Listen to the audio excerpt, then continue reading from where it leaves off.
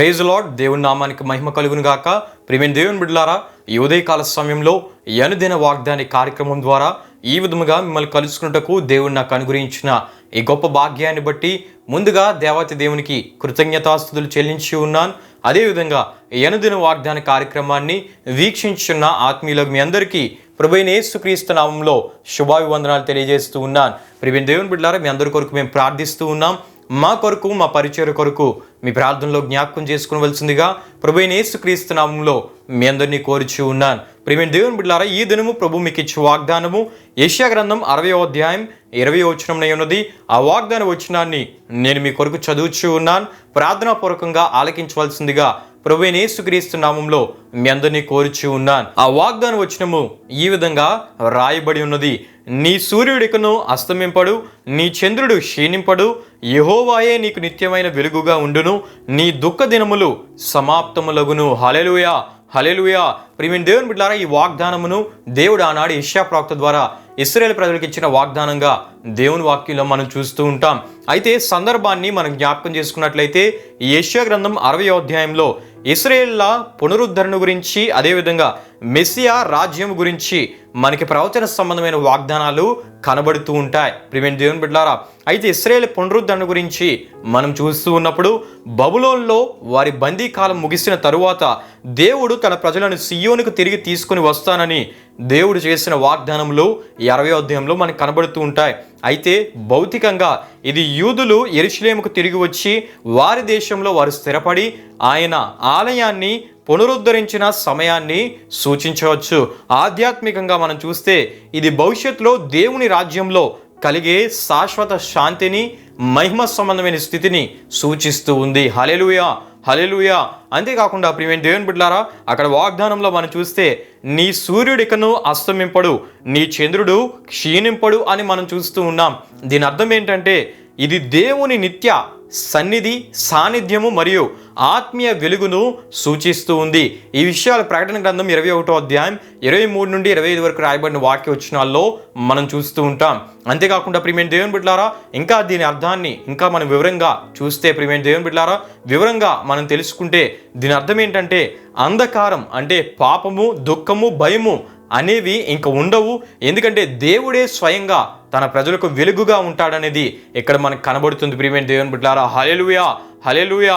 అంతేకాకుండా దుఃఖ దినములు సమాప్తములగును అని దేవుడు యెషయా ప్రవక్త ద్వారా ఇశ్రాయేలు ప్రజలతో మాట్లాడుతున్నట్లు మనం చూస్తూ ఉన్నాం.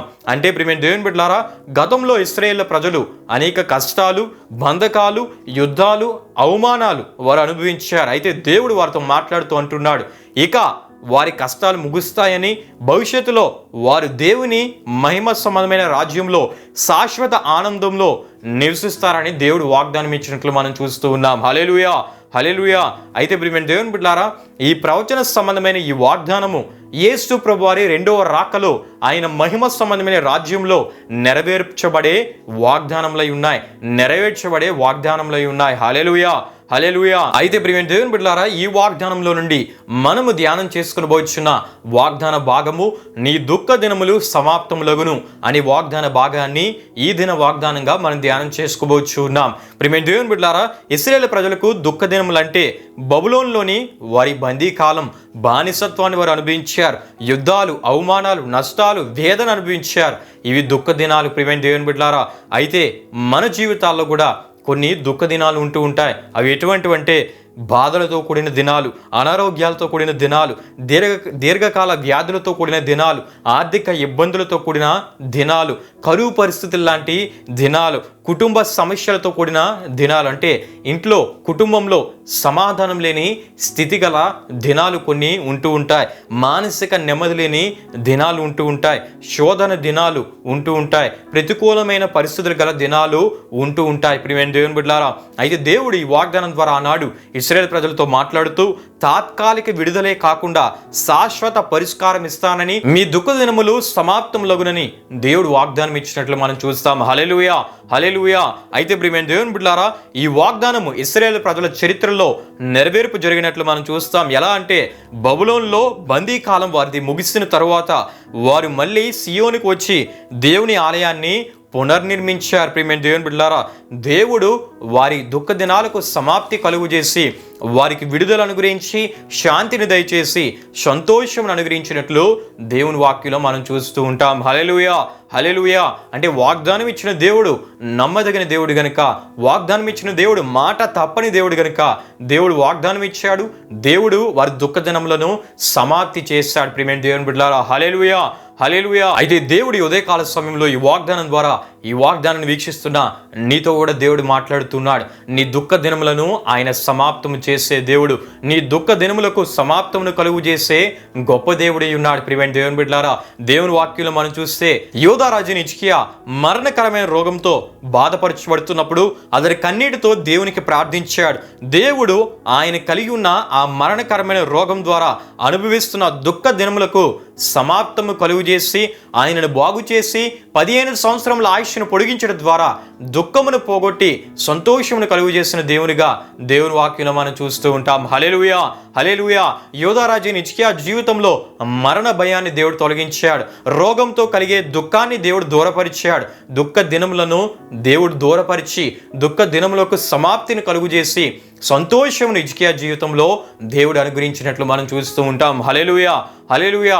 అంతేకాకుండా ప్రియమైన దేవుని బిడ్డలారా, హన్నా మనం చూస్తే సమూయేలు మొదటి గ్రంథం 1వ అధ్యాయంలో మనం చూస్తే సంతాన లేమి ద్వారా తీవ్ర దుఃఖంతో తన దినాలు గడిపేది. ప్రియమైన దేవుని బిడ్డలారా, రకరకాల నిందలు అవమానాలతో ఆమె జీవితము తీవ్ర వేదనతో ముందు కొనసాగించబడుతూ ఉండేది.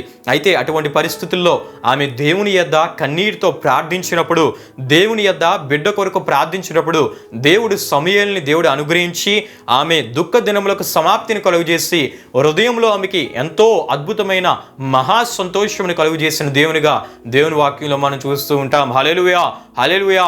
అంతేకాకుండా ప్రియమైన దేవుని బిడ్డలారా, నయోమిని మనం చూస్తే భర్త 2 కుమారులను ఆమె కోల్పోయింది. నయోమి దుఃఖంలో తన పేరును కూడా మారాగా మార్చుకుంది. ప్రియమైన దేవుని బిడ్డలారా, కానీ దేవుడు రూతు ద్వారా వంశాన్ని పునరుద్ధరించి ఆమె వృద్ధాప్యంలో, నయోమి వృద్ధాప్యంలో ఆమె దుఃఖ దినములకు సమాప్తిని కలుగు చేసి ఆమెకు మరలా సంతోషమును కలుగు చేసిన దేవునిగా దేవుని వాక్యంలో మనం చూస్తూ ఉంటాం. హల్లెలూయా, హల్లెలూయా. అంతేకాకుండా ప్రియమైన దేవుని బిడ్డలారా, నాయని విధవరాలు కుమారుడి అంత్యక్రియల్లో ఆ తల్లి బహు దుఃఖముతో కృంగిపోతున్న సందర్భంలో యేసు ప్రభువారు ఆ కుమారుని బ్రతికించి ఆ తల్లి దుఃఖమునకు సమాప్తి కలుగు చేసి మరలా కుమారుని ఆ తల్లి చేతికి అప్పజెప్పి ఆమెకి గొప్ప సంతోషాన్ని కలుగు చేసిన గొప్ప ప్రేమ గల దేవునిగా యేసు ప్రభువారిని మనం చూస్తూ ఉంటాం. హల్లెలూయా, హల్లెలూయా. అంతేకాకుండా దేవుని వాక్యం ఇంకా మనం చూస్తే లాజరు మరణంతో మార్తా మరియా తీవ్ర విచారంలో ఉన్నారు. అయితే యేసు ప్రభువారు లాజరును బ్రతికించడం ద్వారా వారిలో ఉన్న దుఃఖాన్ని తొలగించి వారి దుఃఖమునకు సమాప్తి కలుగు చేసి వారిలో సంతోషాన్ని కలుగు చేసిన గొప్ప దేవునిగా మనం చూస్తూ ఉన్నాం. హల్లెలూయా, హల్లెలూయా. ప్రియమైన దేవుని బిడ్డలారా, ఇన్ని గొప్ప కార్యాలు చేసిన దేవుడు వీరందరి జీవితాల్లో దుఃఖ దినములకు సమాప్తమును కలుగు చేసి వారి హృదయాల్లో సంతోషాన్ని నింపిన దేవుడు ఈ ఉదయకాల సమయంలో ఈ వాగ్దానం ద్వారా దేవుడు నీతో మాట్లాడుతూ ఉన్నాడు. ఈరోజు ఎటువంటి పరిస్థితుల ద్వారా దుఃఖ దినములను అనుభవిస్తున్నావేమో, వేదనకరమైన దినములను అనుభవిస్తూ ఉన్నావేమో, నిద్ర పట్టలేని కొన్ని దినాలు అనుభవిస్తున్నావేమో, సరిగ్గా ఆహారం పుచ్చుకోలేని, మనశ్శాంతి లేని, నెమ్మది లేని దినాలు అనుభవిస్తున్నావేమో, దేవుని మీద నువ్వు విశ్వాసం ఉంచగలిగితే, దేవుని వైపు చూడగలిగితే, నీ దుఃఖ దినములను సంతోషంగా మార్చే దేవుని వైపు నువ్వు చూచి ఆయన ఎదుట కన్నీటితో ప్రార్థించినట్లయితే దేవుడు నీ దుఃఖ దినములకు సమాప్తిని కలుగు చేస్తానని, నీ దుఃఖ దినములు సమాప్తములగుననే ఈ వాగ్దానమును దేవుడు నీ పట్ల నెరవేర్చే గొప్ప దేవుడై ఉన్నాడు. హల్లెలూయా, హల్లెలూయా. గనుక దేవుని మీద విశ్వాసం ఉంచి ఈ వాగ్దాన ఆశీర్వాదాలు మీరు పొందుకోవాలని ప్రభు సేవకునిగా నేను కోరుచు ఈ వాగ్దానపు మాటలు నేను ముగిస్తూ ఉన్నాను.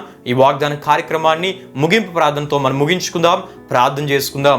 మహిమా స్వరూపైన మా ప్రభువా, జీవాధిపతి అయిన యేసయ్యా, నీ ఘనమైన నామమునకు మహిమ ఘనత ప్రభావములు చెల్లిస్తున్నాం తండ్రి. దేవ ఈ ఉదయకాల సమయంలో ఒక చక్కటి ఆదరణకరమైన వాగ్దానం ద్వారా మీరు మాతో మాట్లాడి మమ్మల్ని బలపరిచినందుకు నీకే స్తుతులు చెల్లిస్తున్నాం తండ్రి. నీ దుఃఖ దినములు సమాప్తంలోనే ఆ ఒక గొప్ప వాగ్దానం ద్వారా మీరు అందరితో మాట్లాడారు, మీకు వందనాలు చెల్లిస్తున్నాం తండ్రి. దుఃఖ దినములకు సమాప్తి కలుగు చేయవాడు నీవే అని మీరు తెలియపరిచిన విషయాలను బట్టి నీకే స్తుతులు చెల్లిస్తూ ఉన్నాం. ఈరోజు నీ వాగ్దానపు మాటను వీక్షిస్తున్న వారు ఎటువంటి దుఃఖకరమైన పరిస్థితుల్లో ఉన్నారో, ఎటువంటి దుఃఖకరమైన దినములను వారు అనుభవిస్తున్నారో, వారు నీ వైపు చూచి నీ మీద విశ్వాసం ఉంచి వారు నీ ఎదుట కన్నీరు కార్చి వారు నీ ద్వారా ఈ వాగ్దాన దీవెనలను పొందుకున్నట్టుకు మీరే సహాయం చేయండి. వీక్షించిన ప్రతి ఒక్కరిని మీరు దీవించండి, ఆశీర్వదించండి. వారి ఆరోగ్యాలు దీవించండి, వారి ప్రయాణాల్లో మీరు ఉండండి. తలపెట్టే కార్యాల్లో నీ సన్నిధి కాపుదల సఫలతను మీరు అనుగ్రహించండి. వారి ఆత్మీయ జీవితాలను దీవించి నీ కృపలో వారిని వర్ధిలింపజేయమని ఈ వాగ్దాన కార్యక్రమం ద్వారా నీ నామానికే మహిమ ఘనత ప్రభావములు చెల్లిస్తూ యేసు పరిశుద్ధ నామంలో అడిగి వేడుకుంటున్నాము తండ్రి. ఆమేన్. యేసు రక్తమే జయం, ప్రవేశ రక్తమే జయం, ప్రవేశ రక్తం సంపూర్ణమైనది. అపవాది క్రియలకంత నాశనం కలుగునుగాక. ఆమేన్. ప్రభు మిమ్మును మీ కుటుంబములను నూరంతలుగా ఆశీర్వదించునుగాక. ఆమేన్.